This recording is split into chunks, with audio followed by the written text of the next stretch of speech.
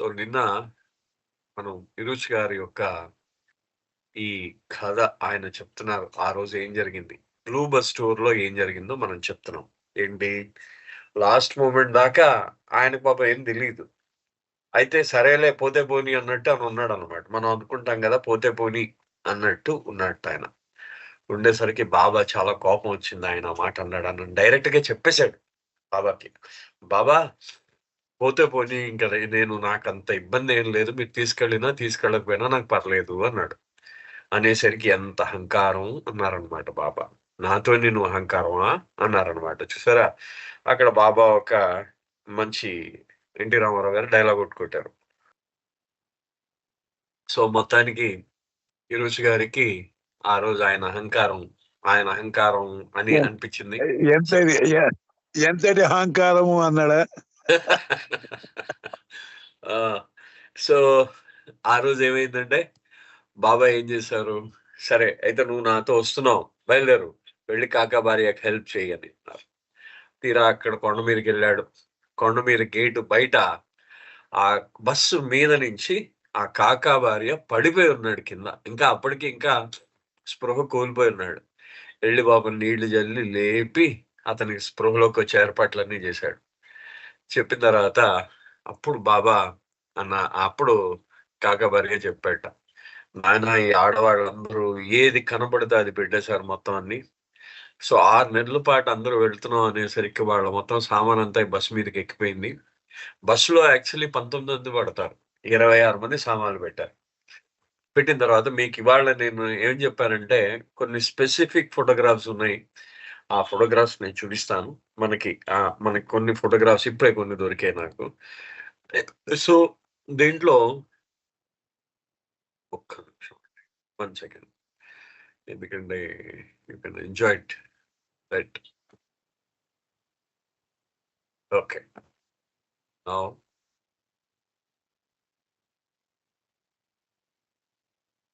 ఇగో ఇది blue bus మధ్యలో. అంటే బ్లూ బస్ యాత్ర చేసేటప్పుడు ఇది మధ్యలో అన్నమాట. ఎక్కడో తెలీదు స్పెసిఫిక్‌గా.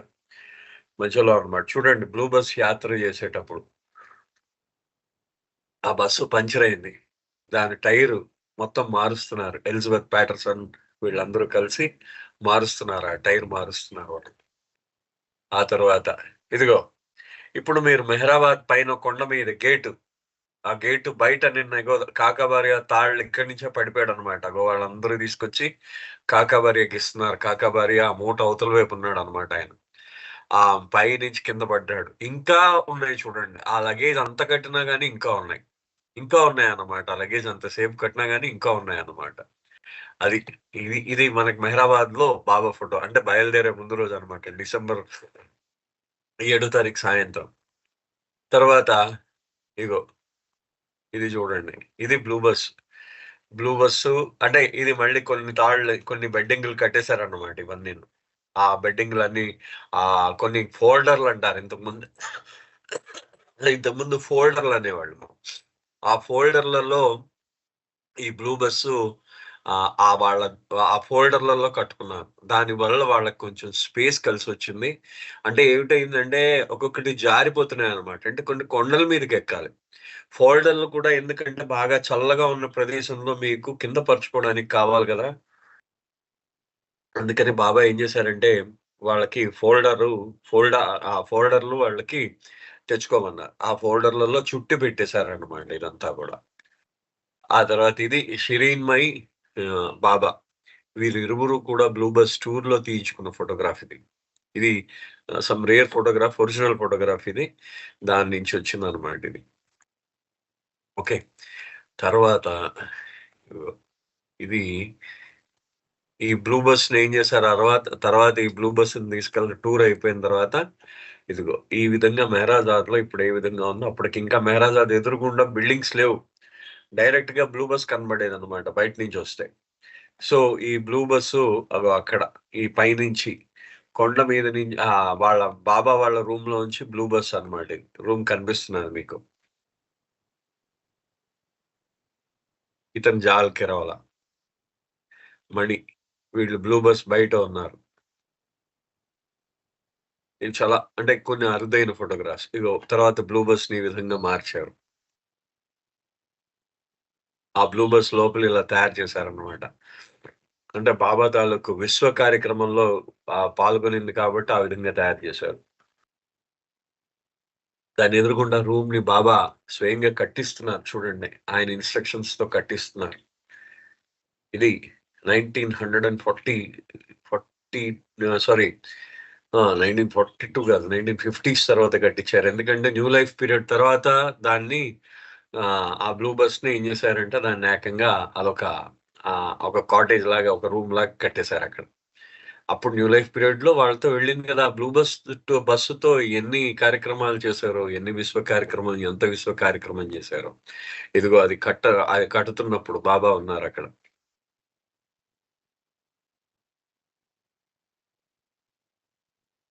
ఇది మండలి హాల్‌లో. ఓకే. ఇదిగో బ్లూ బస్సు. ఈ బ్లూ బస్ ఎక్కడ? మీకు నేను ప్లేస్ తెలీదు. ఇది ఎక్కడో ఉంది ఇది సమ్‌వేర్ బ్లూ బస్‌లో నాకు కూడా తెలీదు. ఈ ప్లేస్ నాకు తెలీదు. అన్‌నోన్ అన్నమాట. చాలా మటుకు బ్లూ బస్ టూర్‌లో ఎలిజబెత్ పాటర్సన్ ఆవిడ ఎక్కడ దొరకలేదు. ఎలిజబెత్ పాటర్సన్ రికార్డ్ చేయలేదావిడ. అంటే ఇది ఇక్కడ తీసుకున్నాం, ఇది ఇక్కడ తీసుకున్నాం అని రికార్డ్ చేయలేదావిడ. ఆవిడ తీసిన ఫోటోగ్రాఫ్స్ ఎందుకంటే ఆవిడ దగ్గర ఎలిజబెత్ పాటర్సన్ నైట్రేట్ మూవీస్ అని ఒకటి ఉందన్నమాట. అది చాలా మందికి తెలియదు మనకి. ఆ నైట్రేట్ మూవీస్ లోంచి తీసుకున్న భాగం ఇది బ్లూ బస్. తర్వాతి కాలంలో బ్లూ బస్ ఇలా మారింది 80ల్లో ఇది. ఇది బాబా బ్లూ బస్ దగ్గర బాబా తన ఏకాంతవాసం చేశారు. మనకు గుర్తుంది. గ్రేట్ సెక్లూషన్ కూడా అక్కడే చేశారు బాబా. ఇది బ్లూ బస్ మనకి ఈ తర్వాతి కాలంలో. ఇది బ్లూ బస్సు తర్వాతి కాలంలో. ఇది లోపల ఇప్పుడు ఈ విధంగా ఉంది. అంటే తర్వాత అది ఇది 80ల్లో తీసిన ఫోటోగ్రాఫ్స్ ఇవి. ఇప్పుడు కూడా అలాగే అట్టపెట్టారు దాన్ని.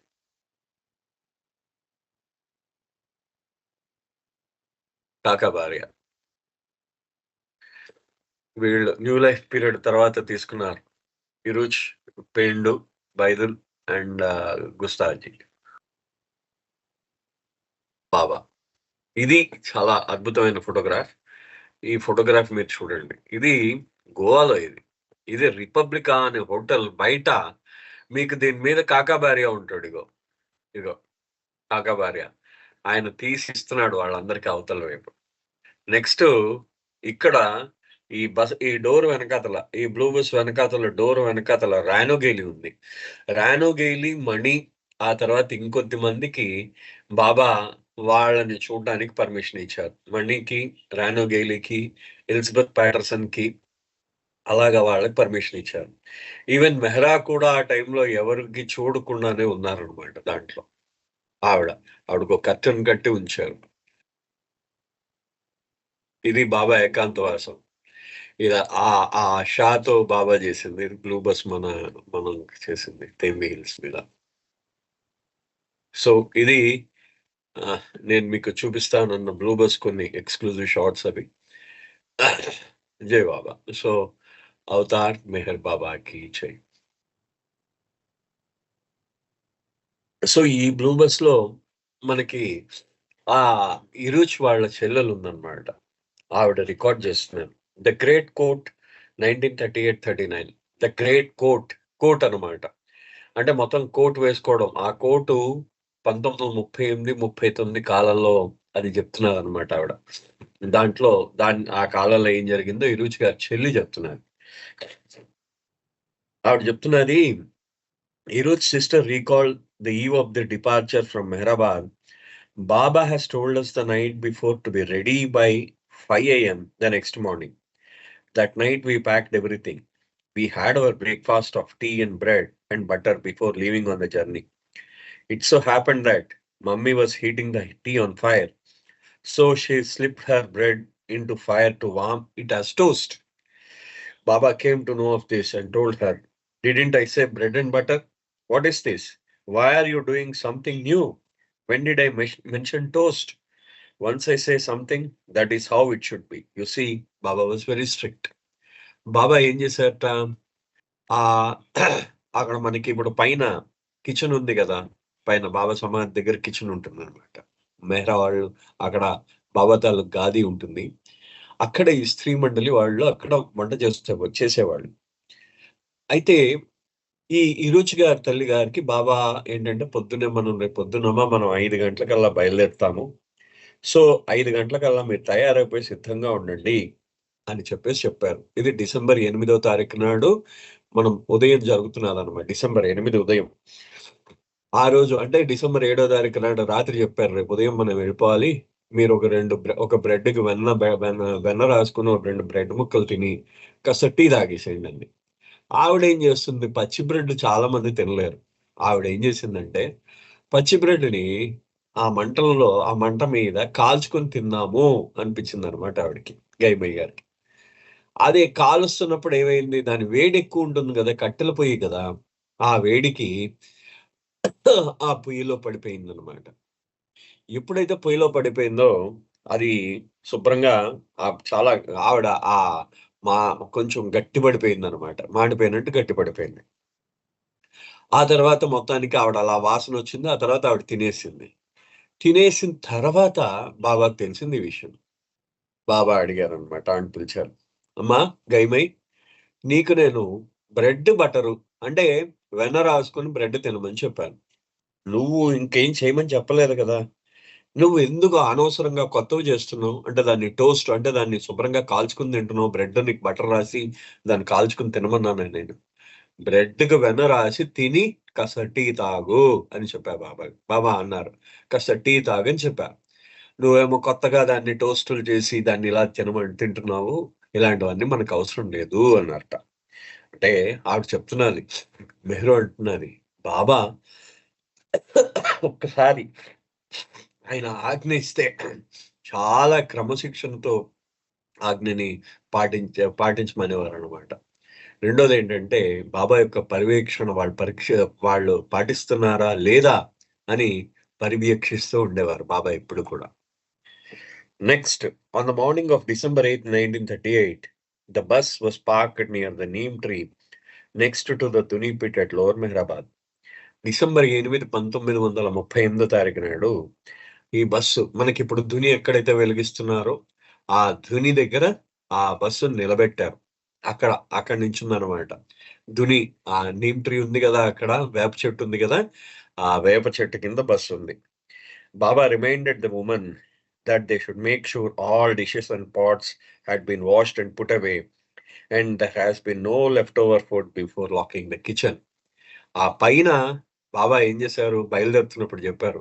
అమ్మా మీకందరికి గుర్తుందా లేదా? మీరు పైన అన్ని గిన్నెలన్నీ కడిగేసుకున్నారా? కడిగేసుకున్న మొత్తం గిన్నెలన్నిటిని బోర్లించారా? శుభ్రంగా దాన్ని తుడిచారా లేదా? తడి లేకుండా తుడిచి బోర్లించి వచ్చారా? మీరు పైన ఇంకేం మిగిల్చేయలేదు కదా! అన్నం ఏమి మిగల్చలేదు కదా! అని బాబా అడిగారట వాళ్ళందరిని. We walked down the hill to the railway line, and just before we crossed the tracks, Baba told us to turn around and touch the ground, symbolically going down to the hill where the crypt was, and then cross over the tracks. బాబా వాళ్ళు ఈ స్త్రీ మండలి అంతా ఆ పైన Meher retreat నుంచి కిందకి దిగుతున్నారు వాళ్ళందరూ కూడా. దిగుతున్నప్పుడు బాబా ఏం చెప్పారట వాళ్ళందరితో?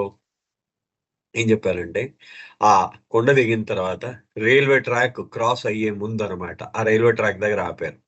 మనకిప్పుడు రోడ్డు ఉంది గదా! ఆ రోడ్డు దగ్గర ఆపి, అందరూ కొండ వైపు తిరగండి అని చెప్పి, ఆ కొండకి దండం పెట్టుకోండని, ఆ కొండ మీద అంటే తన సమాధికి తానే దండం పెట్టినట్టనమాట. ఎప్పుడు అలా పెట్టిస్తూ ఉంటారు బాబా. ఆ విధంగా ఆ కొండకి దండం పెట్టిచ్చారు వాళ్ళందరి చేత. అండ్ దెన్ ఆయన ఆ తర్వాత అప్పుడు వాళ్ళు ఆ రైల్వే లైన్ దాటారనమాట. We were saying goodbye to our life at Mehrabad, and it was a serious matter. మేము మా మెహరాబాద్ జీవితానికి మేమందరం కూడా మంగళం చెప్తూ ఉన్నాం. సో ఇది చాలా గంభీరమైన విషయం అంటున్నదనమాట ఆవిడ. Then we stepped inside the blue bus. అప్పుడు వీళ్ళందరూ కూడా ఆ బ్లూ బస్‌లో తమ కాలు పెట్టారనమాట. అక్కడికెళ్ళి. ఎక్కడ? ధుని దగ్గరుంది. ఆ ధుని దగ్గర ఒకళ్ళొకళ్ళు ఆ బ్లూ బస్‌ని ఎక్కడం ప్రారంభించారు. Prior to leaving Mehrabad, Iruch's little brother had been sent to Akbarpras to stay with Shirin Damania, Iruch's mother's eldest sister. The Satas were an extended family with many brothers and sisters and their respective husbands and wives and children, all living together on the large property. Shireen had been married against her will to a man named Jahangir Damania. Although she had many children with him, it was not a happy marriage. అయితే ఈ ఈ ఇరుచి వాళ్ళ తమ్ముడిని ఎక్కడట్టే పెట్టారు ఆ సమయంలో? ఆయన మెహరాబాద్ లో అట్టే పెట్టారు. అది అహ్మద్ నగర్ లో. అహ్మద్ నగర్ లో ఎవరున్నారు? ఇరుచి వాళ్ళ ఆయన మేనమామలు ఉన్నారు. అంటే వాళ్ళ తాతగారి ఇల్లు ఉంది. చాలా పెద్దది. నేను ఇంతకు ముందు కూడా చూపించాను. మనం ఇరుచి గారు చెప్తున్నప్పుడు ఆ ఇల్లు ఎంత పెద్దదో, చాలా పెద్దదన్నమాట ఆ ఇల్లు. సుమారుగా మీకు చిన్న ఎగ్జాంపుల్ ఏంటంటే, మన కిందన డి హాస్టల్ కిందన ఏరియా ఉంది మీకు. అటు మీరు చూసుకున్నారు కదా! కిందన డి హాస్టల్ ఏరియా ఉంటుంది కదా! అంత ఏరియా ఉంటుంది ఆ ఇల్లు. అంటే నేను మామూలుగా చెప్తున్నాననమాట. ఉజ్జాయింపుగా చెప్తున్నాను. జస్ట్ ఒక మామూలుగా ఊహించి చెప్తున్నాననమాట. కిందన మీరు డి హాస్టల్ ఏరియా ఎంత టోటల్ ఏరియా అంటే మొత్తం డి హాస్టల్ అక్కడ శ్రీధర్ గారి ఇంటి దగ్గర నుంచి యువతల వైపు మన జాంగ్లే గారి ఇంటి దాకా ఎంత ఏరియా ఉందో అంత ఏరియా ఉంటుందన్నమాట అది. ఏది సత్తా వాళ్ళ ఫ్యామిలీ. అక్కడ అక్బర్ ప్రెస్ అని ఉండేది. అంటే ఈ కాటన్స్ అంటే పత్తిని బేళ్ల కింద మార్చే ప్రెస్ అంటే అదొక ఫ్యాక్టరీ ఉండేదన్నమాట. వాళ్ళు ఆ ఫ్యాక్టరీ ఆవరణలోనే ఒక పెద్దగా మొత్తం ఆయనకి చాలా పెద్ద కుటుంబం అది. సత్తాస్ అంటే ఇరుచి గారి యొక్క మేనమామలు చాలా పెద్ద కుటుంబం అది. ఆ కుటుంబంలో ఎంత 8 మంది సంతానం. వాళ్ళందరూ వాళ్ళ వాళ్ళ ఆ మేనమామలు, మేనత్తలు, ఆ తర్వాత మేనమామల భార్యలు, మేనత్తల భర్తలు, వాళ్ళ పిల్లలు అందరూ అదే ఆవరణలో ఉండేవారు. వీళ్ళందరూ కూడా అదే ఆవరణలో ఉండేవారు. చాలా పెద్ద కుటుంబం. అందరికన్నా పెద్దది ఈవిడనమాట. ఆవిడ అది గైమయ్య గారి అక్క పేరు షిరీన్ దమానియా అనమాట. అంటే ఈవిడ సావక్ దమానియా వాళ్ళ అమ్మగారనమాట. తర్వాత మనం వస్తుంది ఆ తర్వాత. అయితే ఈ ఈ ఈయన ఈ దమానియా ఏంటంటే ఆవిడ తన ఇంట్లో ఆ అమ్మాయి ఏం చేసిందంటే జహంగీర్ దమానియా అనే ఆవిడని పెళ్లి చేసుకుంది. ఆ అమ్మాయి ఎవరు? షిరీన్ వాళ్ళ పెద్దక్క. ఆవిడ అసలు పేరేంటి? షిరీన్ సత్తా అన్నమాట. షిరీన్ సత్తా. ఈ షిరీన్ సత్తా ఏం చేసిందంటే ప్రేమ వివాహం చేసుకుంది. ఎవరిని? ఈ జహంగీర్ దమానియా అని చేసుకుందన్నమాట. వాళ్ళని చేసుకున్న తర్వాత వాళ్ళ ఇంట్లో వాళ్ళకెవరికీ ఇష్టం లేదు.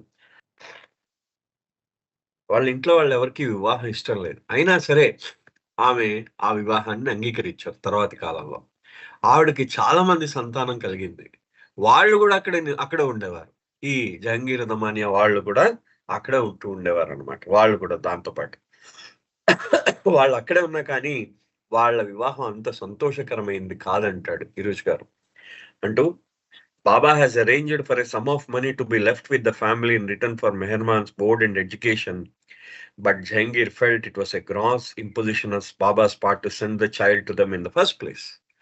ఇక్కడ ఏం చేశారంటే ఇరుచ్ వాళ్ళ తమ్ముడైన మెహర్వాన్ జసావాలని బాబా ఏం చేశారు? అక్కడికి పంపించారు. తన తాతగారి ఇంటికి పంపించారు. మేనత్త గారి మొగుడు ఈయన. ఎవరు? ఈ జహంగీర్ దమానియా అని ఆయన మేనత్త గారి మొగుడు. మేనత్త కొడుకు పేరు సావక్ దమానియా. ఆయన కూతురు పేరు ఎవరు? ఈ జహంగీర్ దమానియా కూతురు పేరు ఖుర్షద్. వీళ్ళిద్దరూ మనకి ఎక్కడొచ్చారు? వీళ్ళిద్దరూను షిరీన్ ఈ ఖుర్షద్ ఏమో ఇరుచ్తో ఆవిడకి వివాహ నిశ్చితార్థం జరిగింది.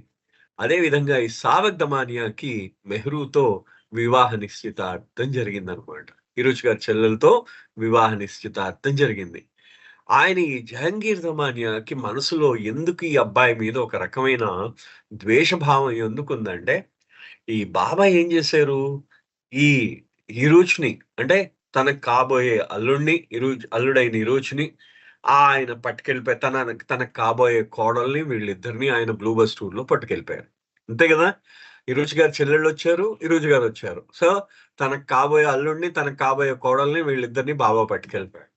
ఈ పిల్లలందరికీ అడ్డదిడ్డమైనవన్నీ నేర్పిస్తున్నాడు ఈయన అని చెప్పేసి అతనికి బాబా అంటే పూర్ణ విశ్వాసం లేదు ఆయనకి. సో ఆయన ఏం చేశాడంటే వీళ్ళ మీద చాలా కోపంగా ఉండేవాడు. ఆ కోపాన్ని ఆయన బాబా మీద చూపించలేడు గదా! ఎందుకంటే అహ్మద్ నగర్‌లో అప్పటికే వాళ్ళు సత్తా ఫ్యామిలీలో బాబా అంటే చాలా గొప్ప మంచి అభిప్రాయం ఉంది. ముందు వాళ్ళ మామగారికుంది. ఎవరికి? 'జహంగీర్ దమానియా' అంటే ఇరుచ్ వాళ్ళ తాతకుంది.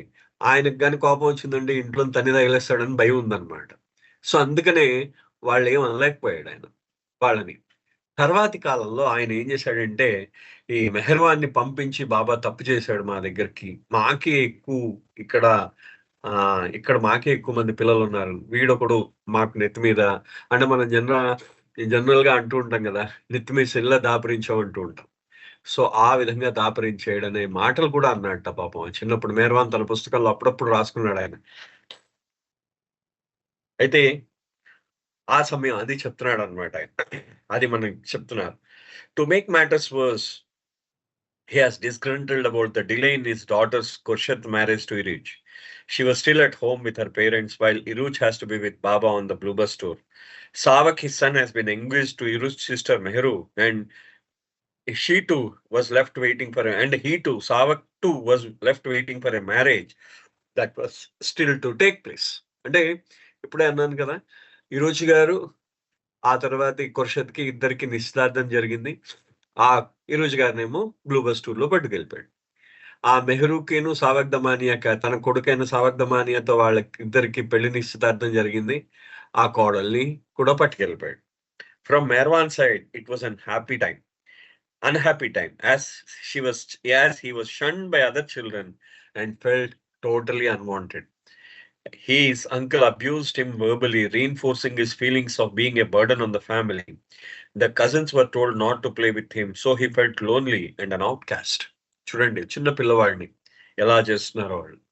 ఆయన అంటే మెహర్వాన్‌కి ఎలా అనిపించిందిట, అది చాలా అతను నా జీవితంలో చాలా సంతోషం లేని రోజులవి. అంటే బాధాకరమైన రోజులన్నమాట అవన్నీ కూడా అంటాడన్నమాట మెహర్వాన్ జసాలా. అంటూ ఆయన ఎందుకంటే ఆయన మొత్తం ఆ కుటుంబం అంతా కూడా ఆయన్ని వదిలేసింది. ఎవరిని? ఈయన తిప్పిపడుస్తూ ఉన్నాడు. ఈ 'జహంగీర్ దమానియా', 'మెహర్వాన్ జసావాల్' అని తిప్పిపడుస్తున్నాడు. ఎందుకని?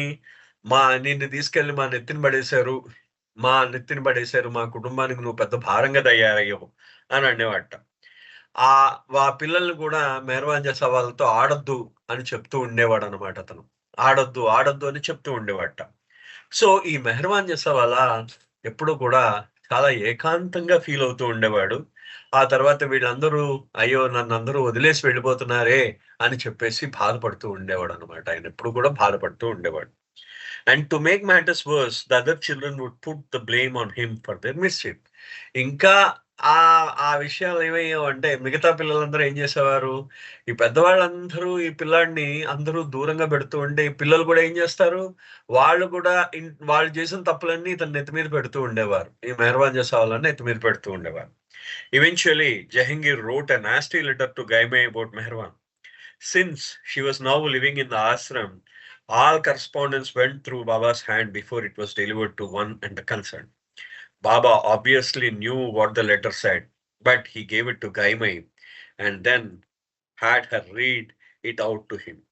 That letter was a rude complaint about Meherwan and how Baba was the cause of imposition. Are you upset that your son was left behind? Asked Baba. ఇక్కడ చూడండి గైమయ్య గారు ఆవిడ దగ్గర నుంచి మనం బాబా ఆవిడ మనం గైమయ్య గారి జీవితం అంటే ఒక్కొక్క బాబా ప్రేమికుడి యొక్క జీవితం ఒక్కొక్క అద్భుతం అన్నమాట. వాళ్ళ జీవితం నుంచి మనం నేర్చుకోవలసిన విషయాలు ఎన్నో ఉంటాయి. ఈ గైమయ్య గారి జీవితం మనం ఇంతకు ముందు ఆవిడ అడిగింది, నీ కొడుకుని నాకు ఇస్తావా అన్నాడు. బాబా అంతకన్నా కావాల్సిందేముంది, నా కొడుకుని ఇచ్చేస్తానంది ఆవిడ. నీ కూతుర్ని ఇస్తావా అన్నారు. తప్పకుండా బాబా. ఆ కూతురు పెళ్లి చేసుకోలేదు ఇంకా. అయితే నీ కూతురికి పెళ్లి చేయొద్దన్నారు. అలాగే బాబా అందనమాట. సో, ఆ విధంగా గైమయ్య గారు బాబాకి అంకితం అయిపోయింది. అయితే ఈ జహంగీర్ దమానియా అంటే ఈ గైమయ్య గారి యొక్క బావగారనమాట. ఆయన అక్కకి భర్త అయిన జహంగీర్ దమానియా ఆయన ఏం చేశాడంటే ఒక ఉత్తరం రాశాడు గైమయ్య గారికి. అది చాలా, చాలా పరుషంగా రాశాడనమాట. చాలా పరుషంగా, చాలా మాటల్లో చెప్పలేని విధంగా రాశాడాయన ఉత్తరాన్ని. అయితే ఆశ్రమ నియమం ఏంటంటే, ఏ ఉత్తరం అయినా సరే ఆశ్రమ వాసికి వచ్చినట్టయితే ఆ ఉత్తరాన్ని ముందు బాబా చదివేవారు. చదివి ఆ తర్వాత ఆశ్రమ వాసికి ఇచ్చేవారు. సో, బాబా ఏం చేశారంటే, ఆ ఉత్తరాన్ని తానే స్వయంగా గైమయ్య గారికిచ్చారు. ఇచ్చి చదువమ్మా అన్నారు. ఆ గైమయ్య గారు గట్టిగా చదువుతున్నారు. బాబా దగ్గర ఆ ఉత్తరాన్ని చదువుతున్నారు. సో, ఆ ఉత్తరంలో ఏముందంటే, మెహర్వాన్ మీద అతను కంప్లెయింట్ చేస్తున్నాడన్నమాట. ఎవరు? జహంగీర్ దమానియా. అండ్ బాబా ఏ విధంగా తనకి ఈ మెహర్వాన్ జసావాలా తనకి తలనొప్పయ్యాడో, ఇదంతా బాబా ఏ విధంగా కారణమయ్యాడో ఇలా అవ్వడానికి అని చెప్పేసి గట్టిగా రాశాడు అతను ఉత్తరాన్ని. రాస్తే బాబా అడిగారు, "అమ్మా! నువ్వేమన్నా కుంగిపోయావా తల్లి?" అని అడిగారు. చూడండి ఆయన అడిగిన విధానం ఎలా ఉంటుందంటే, "నువ్వేమైనా కుంగిపోయావా? అప్‌సెట్ అయ్యావా? చూడండి నువ్వేమైనా అప్‌సెట్ అయ్యావా ఆయన అలా ఉత్తరం రాసినందుకు?" అని అడిగారు. అంటే మీరు మీరు ఆవిడ పొజిషన్‌లో ఉంటే ఏం ఏం మీకేమైనా మీరేంటి సమాధానం ఇస్తారో ఒక్కసారి నాకు తెలియజేయండి. ఒక్కసారి. మీరు ఆ పొజిషన్‌లో ఉంటే మీరేమంటారు? ఆవిడేమంది తెలుసా? చూడండి. "నో బాబా. లేదు Baba. If I sacrificed 1,000 sons it would not be enough to be with you" ఆవిడంది. "బాబా ఇటువంటి 1000 మంది కొడుకులని కూడా నేను నీ కోసం త్యాగం చేసినా కానీ అది తక్కువే" అందనమాట ఆవిడ. అది ఎంత గొప్పగా చెప్పిందో ఒక్కసారి ఆలోచించుకోండి. అంటే నేను కన్న తల్లి ఆవిడేమందంటే తన కొడుకు అక్కడ అవమాన పాలవుతూ ఉంటే వాళ్ళెంత స్థితిపరులు. అతను పుట్టింటి వైపు ఆవిడ స్థితిపరురాలు. అత్తింటి వైపు అతను తన భర్త చాలా మంచి హోదాలో ఉన్న వ్యక్తి. అంత గొప్ప జీవితాన్ని గడిపింది. ఆవిడ తన కొడుకు వాళ్ళ ముందు అవమానాలు పడుతూ ఉంటే బాబా అడిగారు, "అమ్మా! నువ్వు అవమానం పడుతున్నావు గదా! నీకేమైనా ఇబ్బంది నీవేమైనా నీకేమైనా ఇబ్బంది కలిగిందా? నీకు బాధ కలుగుతున్నదా తల్లి?" అని అడిగారన్నమాట బాబా. "అమ్మా! నీకేమైనా బాధ కలిగిందా?" అని అడిగితే, బాబా "ఇటువంటి 1000 కొడుకులను నీకోసం త్యాగం చేసినాను తక్కువే బాబా" అన్నారన్నమాట. అది ఆవిడ తాలూకు అంటే ఆవిడ ఒక్కొక్క మాటకి మనకు గుర్తుంటుందండి. అంటే ఆ పిల్లలకి తన తల్లి యొక్క క్యారెక్టర్ ఎంత గొప్పగా గుర్తుందో ఒకసారి మనం ఆలోచించండి. అంటే ఆ పిల్లలకి ఆ తల్లి యొక్క క్యారెక్టర్ ఎంత గొప్పగా గుర్తుందో అని చెప్తున్నారనమాట. అంటే నో అండ్ అని Baba was pleased with Gaimai's answer, assuring her that she had decided to send for Meherwan to join them. Baba ఏం చేశారంటే గైమయ్య గారికి చెప్పారు, "అమ్మా! నువ్వేం కంగారు పడకు. ఏం కంగారు పడకు. నీ కొడుకుని మన దగ్గరికి తెప్పించేసుకుందాం. నేను నీకు గ్యారంటీ ఇస్తున్నాను ఎళ్ళన్నారు." చూడండి ఆయన చెప్పారు. ఆ మాట అనింది. "బాబా నాకేం పట్టించుకోవట్లేదు నా కొడుకు గురించి. ఇటువంటి 1000 కొడుకులైనా నీకోసం త్యాగం చేసినా తక్కువే" అంది. "చాలది. చాలు బాబా ఖుష్" అంతే అన్నారు. మెహర్బాన్ రికాల్డ్ that Adi senior showed up unannounced at Akbar Press one evening and told, "Come on, Merwan, you are leaving this place. Pack up quickly. Baba has sent for you." I was so surprised, but I was also so happy to be leaving there that I just did not ask any questions, but hurriedly packed up a small bundle of my things. ఆయన బాబా ఏం చేశారు? ఆదికే ఇరానీని పంపించారు. ఆయన నగర్‌లో ఉంటూ ఉండేవాడు. బాబా correspondence అంతా ఆయన దగ్గరకు ఉంటూ ఉండేది. ట్రస్ట్ ఆఫీస్‌కి అప్పటి నుంచి వస్తూ ఉండేదనమాట. ఆయన నగర్‌లో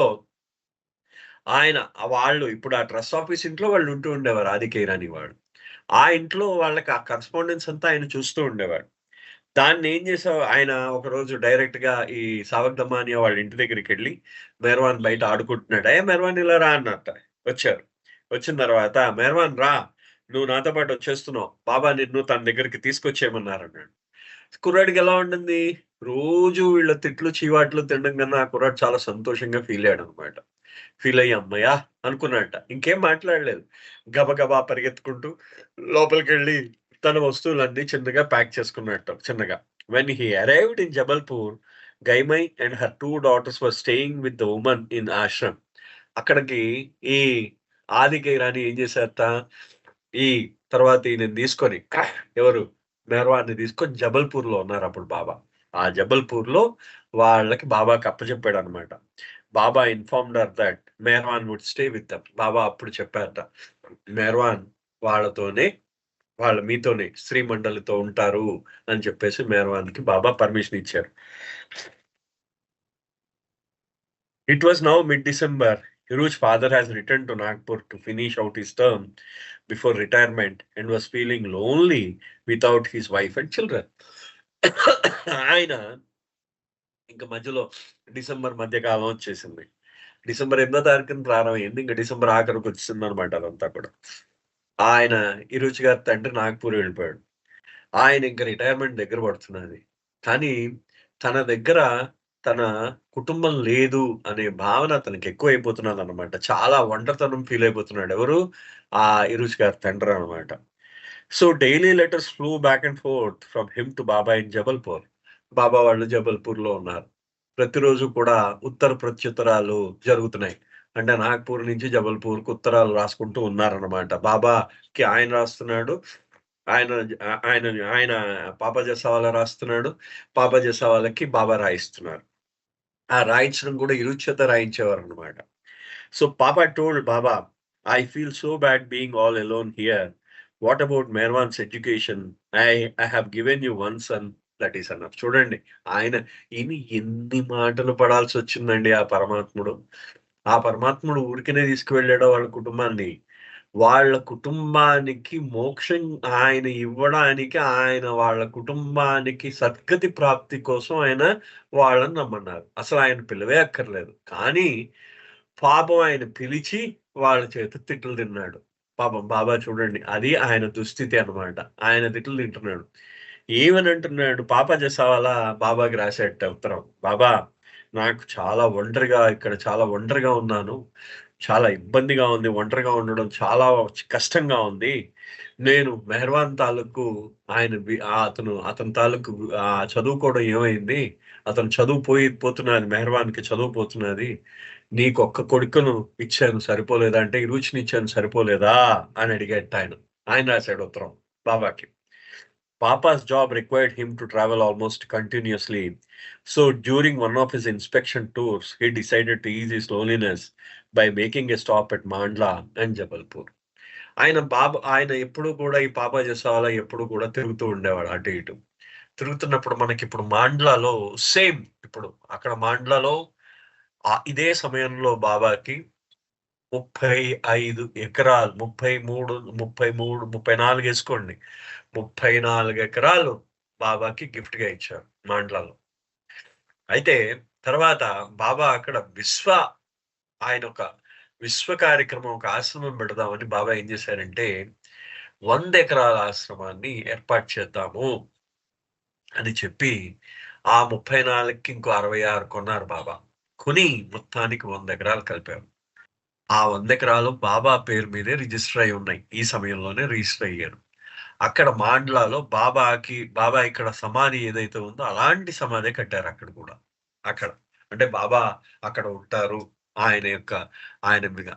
ఆయన యూనివర్సల్ స్పిరిచువల్ సెంటర్ అంటే విశ్వ ఆధ్యాత్మిక కేంద్రం. అక్కడ 12 కేంద్రాలు స్థాపిద్దాం అనుకున్నారు, అలాంటి వాటిని బాబా. సో ఈ విధంగా ఏమైందంటే ఆ మాండ్లాలో ఆ విధంగా 100 ఎకరాలు అప్పుడు బాబా దగ్గర ఉండేవి, 100 ఎకరాలు ఉండేవి. ఇప్పుడు అది కాలక్రమేణా అందరూ కబ్జాలు చేసి మొన్నటి దాకా 4 ఎకరాలు ఇస్తామన్నారు.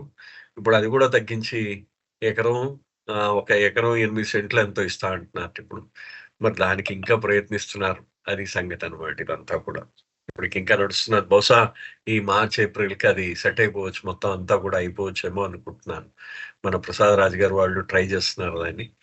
బాబా ఇచ్చి అలా ఉంటే అలా ఉంటుంది అనమాట. సో ఇప్పుడు ఆ విధంగా మాండ్లాలో ఆ విధంగా ఉండేది అది మాండ్లాలో. ఆ మాండ్లాకి జబల్పూర్కి దగ్గర అనమాట. సో ఈయన ఊర్లు తిరుగుతూ ఉండేవాడు కదా పాపా జసావాలా. ఆయన ఊర్లు తిరుగుతూ బాబా జబల్పూర్ లో ఉన్నారని మాండ్లా దగ్గర బాబాని చూడడానికి జబల్పూర్ వచ్చాడు. So he was a good cook and told Baba that with his permission he would like to make a thansak for everyone, the favorite spicy dal cooked on auspicious occasions by Parsis. అంటే ధన్సక్ ఆయన చాలా బాగా వండుతాడట పాపా జసావాలా. ఆయన వంట ముఖ్యంగా ఈ పార్సీలు ధన్సక్ అనే ఒక వంటకాన్ని వండుతారు. ఈ ధన్సక్ అనే వంటకం దాని ఎంత రుచిగా ఉంటుందంటే, ఆ ధన్సక్ అది మొత్తం దాంట్లో మసాలాలు అన్నీ ఉంటాయి. ఆ మసాలా అది మీకు దాన్ని మామూలుగా రైస్‌లో తింటారు. మీరు రోటీస్‌లో తింటారు. ఆ దన్సక్ వాళ్ళకి చాలా ఎందుకంత ఫేమస్ అంటే దన్సక్, వాళ్ళు చాలా ఇంట్లో ముఖ్యమైన విశేషమైన రోజులుంటేనే అంటే పుట్టినరోజులో, లేకపోతే ఇంకేమైనా రోజులో, లేకపోతే వాళ్ళు ఇది చేస్తూ ఉంటారు. మనకి ధన్యం వేయిస్తాం గదా! ఆ విధంగా వాళ్ళు వేయిస్తూ ఉంటారు. ఆ రోజులో. సో, వీళ్ళందరూ ఆ రో ఆ దన్సక్ ఆ ముఖ్యమైన రోజుల్లో ఈ దన్సక్ వంటకాన్ని చేస్తూ ఉండేవారనమాట. చేస్తున్నప్పుడు ఆయన ఏం జేశాడంటే, "నేను వండుతాను బాబా మీ అందరికీ దన్సక్ వండుతాను" అన్నట్ట. ఆ మసాలా పప్పు వండుతాను అన్నట్ట. So, but as soon as he saw Baba, all his all his feelings of being left behind in Nagpur without his family came boiling to the surface. సరే అది ఉత్తరంలో రాశాడు. "బాబా నేను నన్ను ఒకసారి జబల్పూర్ రాని. జబల్పూర్ వస్తే నీకు ఫుల్‌గా దంసక్ వండి పెడతానన్నాడనమాట." ఆయన చెప్పడం. "నీకు దంసక్ వండి పెడతానన్నాడు." అనేసి ఒక్కసారి బాబాని చూడంగానే అప్పటిదాకా ఆయన కడుపులో కూడుగట్టుకున్న కోపం అంతా పెల్లుబుక్కిందనమాట. బయటకొచ్చేసింది ఒక్కసారి. కోపంగా వచ్చేసి నేను పాపా జేసావాలా స్టార్టెడ్ క్రయింగ్ అండ్ టోల్డ్ బాబా. పాపా జేసావాలా ఇంక ఏడవడం ప్రారంభించారు. నా కుటుంబాన్ని తీసేసుకున్నావు, నన్ను తీసేసుకున్నావు, ఇది తీసి ఇంక ప్రారంభం అవుతుంది కదా! ఇంకొకసారి బాధేస్తే. సో, ఈ విధమైన బాధంతా చెప్పుకోవడం ప్రారంభించాడనమాట. టైం అయిందండి. మళ్ళీ మండే కంటిన్యూ చేద్దాం. అంతవరకు అవతార్ మెహర్ బాబా కీ జై. జై బాబా సార్. Thank you. చూడలేదు టైం నేను. జై మెహర్ బాబా అండి. 3 నిమిషాలు టైం ఉంది.